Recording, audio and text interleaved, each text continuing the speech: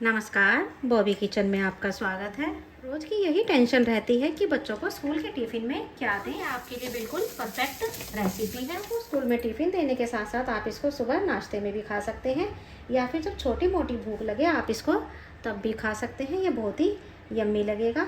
एक बार इस तरह से ज़रूर से ट्राई कीजिएगा, सभी को बहुत पसंद आएंगे। और कमेंट करके ज़रूर से बताइएगा कि आपको रेसिपी कैसी लगी।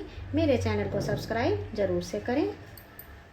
सबसे पहले तो कढ़ाई के अंदर 1 चम्मच तेल डाल लेंगे, और अब ये मैंने इसके अंदर आधा चम्मच जीरा डाल दिया है और आधा छोटा चम्मच राई के दाने डाल दिए हैं। चुटकी भर हींग भी डाल दें, और फिर इसके अंदर ये 2 मीडियम साइज के प्याज को बारीक काट के डाल दें, और साथ ही में एक मिर्च को भी बारीक काट के डाल दें।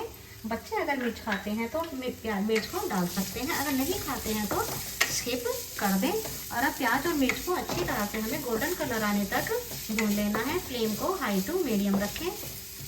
प्याज का कलर लाइट गोल्डन कलर का हो गया है, तो हमें इसके अंदर ये मैंने 2 मीडियम साइज के आलू को हाथों से मोटा मोटा मैश करके डाला है।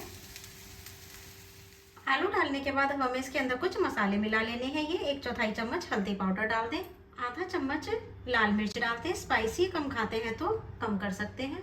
आधा ही चम्मच धनिया पाउडर डाल दें, 1/4 चम्मच गरम मसाला डाल दें, स्वादानुसार नमक डाल दें, आधा चम्मच चाट मसाला डाल दें। इससे बहुत ही चटपटा सा टेस्ट आएगा।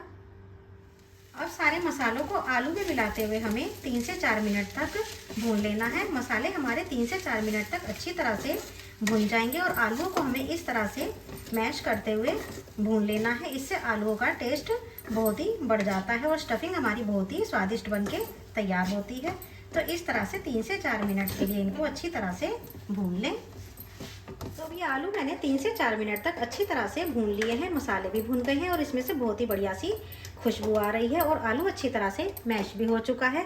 तो अब हम इसके अंदर थोड़ा सा बारीक कटा हुआ हरा धनिया भी डाल देंगे। अब हरे धनिया को मिक्स करें और गैस की फ्लेम को ऑफ कर दें। अब आलू को हम ठंडा होने देते हैं। इतने आलू ठंडे हो रहे हैं, इतने हम ये 4 ब्रेड ले लेंगे। ब्रेड के हमें जो ये किनारे होते हैं इनको इस तरह से हटा देने हैं। आपको इन किनारों को फेंकना नहीं है। आप इनके ब्रेड क्रम्स बना सकते हैं और उनको कभी भी टिक्की में, चाट में, किसी भी रेसिपी में यूज़ कर सकते हैं। इसलिए इनको ब्रेड के साइड्स को फेंके नहीं और इनके ब्रेड क्रम्स निकाल लें। अब हमें इन सारी ब्रेड्स को इस तरह से बेल लेना है। ये बहुत आराम से बेल जाती है, कुछ भी परेशानी नहीं आती है। तो इस तरह से सारी ब्रेड को हमें बिल्कुल बेल करके फ्लैट कर लेना है। तो ये मैंने चारों ब्रेड्स को बेल के फ्लैट कर लिया है। अब हमें क्या करना है, हमें इसकी एक साइड पे थोड़ा सा पानी लगाना है।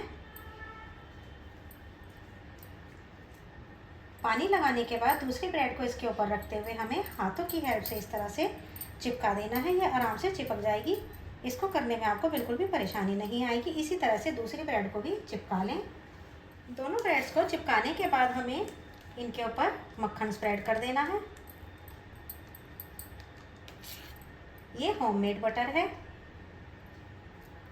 दोनों ब्रेड पर मक्खन लगाने के बाद अब हमें एक जो हमने पीस को तैयार करा है उसके ऊपर टमाटो केचप को लगा देना है। अगर ये जब टिफ़िन तैयार हो जाता है तो बच्चे इसको हर बार मांग मांग के खाते हैं। दूसरे वाले ब्रेड स्लाइस के ऊपर हमें हरे धनिए की चटनी को लगा देना है। अब एक ब्रेड की स्लाइस को उठाएंगे और हमें इसके ऊपर दूसरे वाले पीस के ऊपर रख देनी है। देखिए दोनों आराम से चिपकी हुई हैं, अलग बिल्कुल भी नहीं हुई हैं। अब इन ब्रेड पीस के ऊपर हमें ये आलू का मसाला जो हमने स्टफिंग को तैयार करा है उसको हमें इसके ऊपर लगा देना है। तो सारी ब्रेड के ऊपर मैंने स्टफिंग को अच्छी तरह से लगा दिया है। अब हम इसकी एक साइड इस तरह से उठाएंगे और इसको इस तरह से रोल करेंगे। यह आराम से रोल हो जाएगा। रोल होने में कुछ भी परेशानी नहीं आएगी। बस इसको इस तरह से रोल करते जाएं। ये देखिए आराम से रोल हो चुका है। मैं आपको एक ये दूसरे तरीके से बता रही हूँ। हम इसके ऊपर इसी तरह से स्टफिंग लगा लेंगे और हमें इसके ऊपर पनीर के पीस को इस तरह से कद्दूकस कर देना है। इससे हमारा नाश्ता जो है टिफ़िन का, जो बच्चों के जो टिफ़िन बना रहे हैं वह और भी हेल्दी बन जाता है। आप इसको सुबह चाय के साथ भी बना सकते हैं या फिर शाम को छोटी मोटी भूख लगने पर अपने लिए या फिर बच्चों के लिए भी बना सकते हैं। बहुत ही हेल्दी नाश्ता है और जिसके लिए भी बना दोगे सभी को बहुत पसंद आएगा। इस तरह से 2 रोल बना करके तैयार कर लिए हैं। मेरी ब्रेड थोड़ा सा 1 दिन पुराना बासी था, इसलिए थोड़ा सा ब्रेड सूख गया है।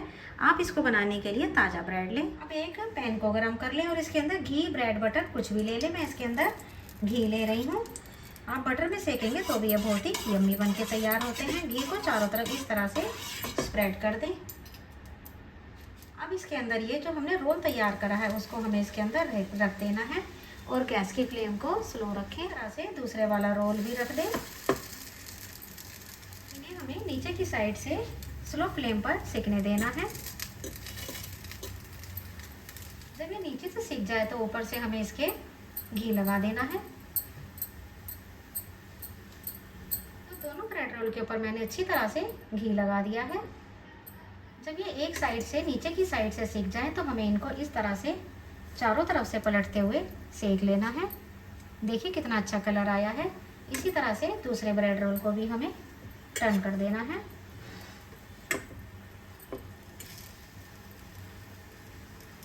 तो अब आप देख सकते हैं कि रोल हमारा अच्छी तरह से क्रिस्पी हो गया है।